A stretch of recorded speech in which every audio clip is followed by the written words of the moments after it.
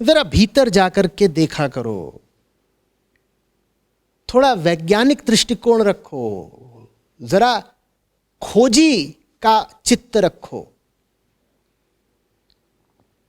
नहीं है चीजें वैसी जैसी दिखाई पड़ती हैं, नहीं है दुनिया वैसी जैसी तुम्हें प्रकट होती है। और चीजें तो वैसी दिखाई भी नहीं पड़ती जैसी कि वो चीज भी है। खास तौर पर इंसान तो दिखाई भी तुम्हें वैसे पड़ते हैं जैसे वो चाहते हैं कि तुम उन्हें देखो। कहते हो कि कोई देवी जी हैं जो तुमको बहुत भा गई हैं, ये तुम्हें तभी दिखाई पड़ती होंगी ना जब पूरा साज श्रृंगार इत्यादि करके तुम्हारे सामने पड़ती होंगी।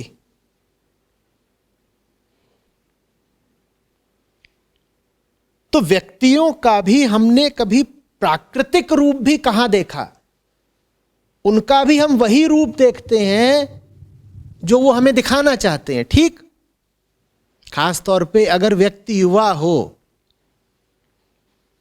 तो उसमें बड़ी ही वृत्ति रहती है अपना एक बहुत विज्ञापित, बड़ा आकर्षक, बड़ा मन भावन रूप ही दूसरों को दिखाना। दुनिया की कुल कॉस्मेटिक इंडस्ट्री का आकार जानते हो? हैरान रह जाओगे।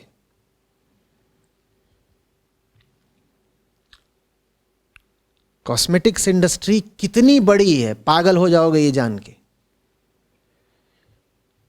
उस इंडस्ट्री का कुल इस्तेमाल क्या है? यही तो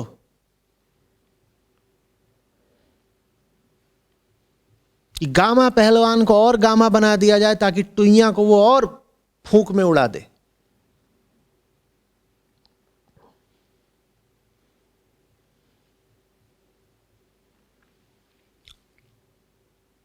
पहली बात तो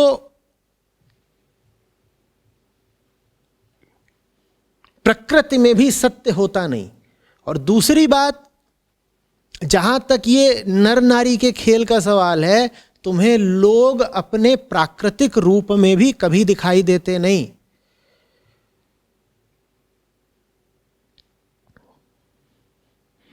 और जब तुम्हें दिखाई देते हैं तब तक बहुत देर हो जाती है।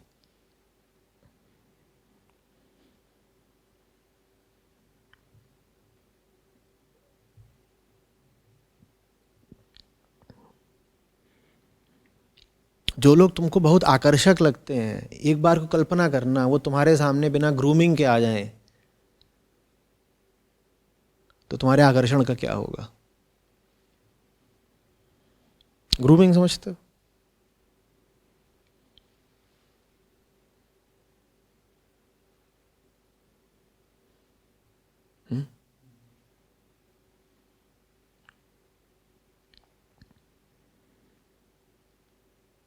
तुम्हारे सामने बिल्कुल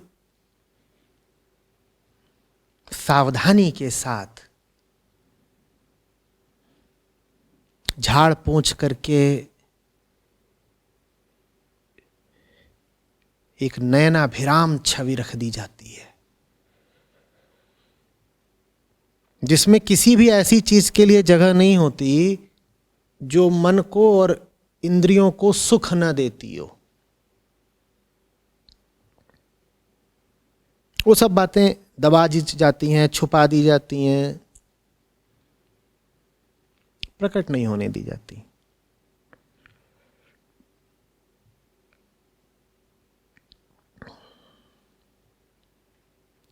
वो प्रकट हो भी जाएं तो मैं कह रहा हूं प्रकृति भी सत्य नहीं है।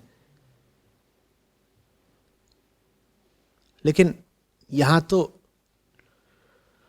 हमारे सामने जो छवि आती है वो प्राकृतिक तो नहीं ही है, पूरी तरह से कृत्रिम है।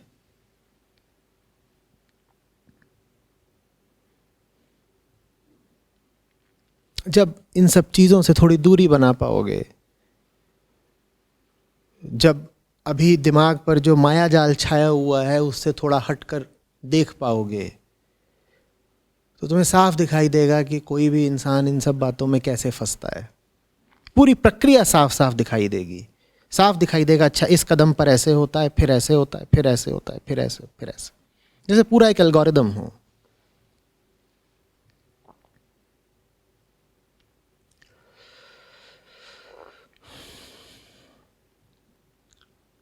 इससे आशय मेरा ये नहीं है कि तुम फंस रहे हो तो आवश्यक है कि किसी ने फंसाया है। मैं नहीं कह रहा हूं कि किसी और ने साजिश करके फंसाया है तुमको। हम फंसने के लिए इतने बेताब रहते हैं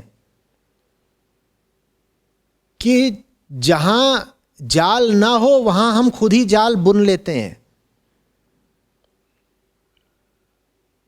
कि जैसे कोई चूहा फंसने के लिए इतना बावला हो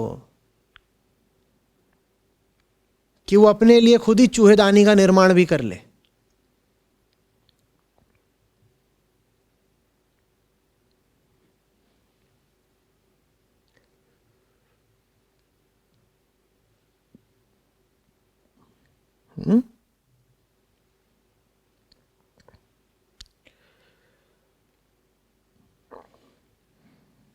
काम वासना से ज्यादा सुख की आशा कोई नहीं देता, नहीं देता ना।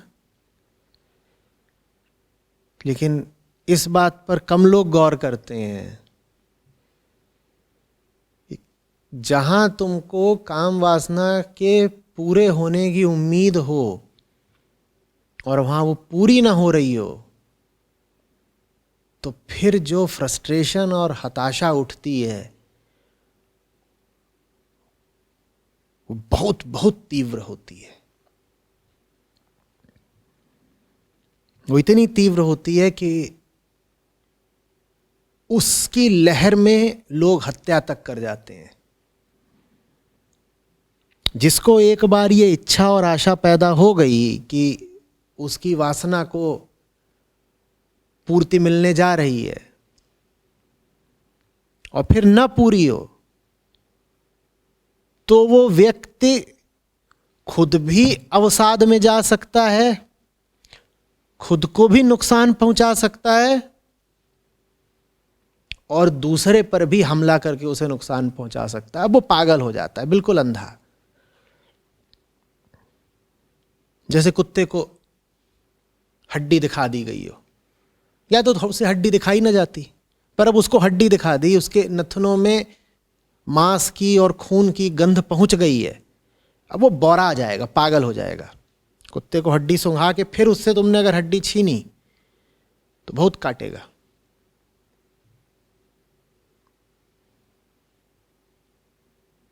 ये जो सारा डिसअपॉइंटमेंट है, फ्रस्ट्रेशन है, हताशा है, मायूसी है, ये उठती ही एक झूठी आशा की बुनियाद पर है।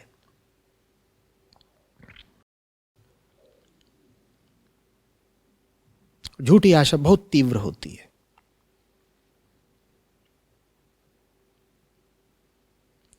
उसके आगे ज्ञान ध्यान सब विफल हो जाते हैं। उसके आगे सिर्फ उनकी चलती है जिन्होंने बहुत अनुशासन के साथ, बहुत संकल्प के साथ अपने आप को तैयार किया होता है जिंदगी की लड़ाई जीतने के लिए। सिर्फ वो जीतते हैं, बाकी सब को तो धोबी पाट।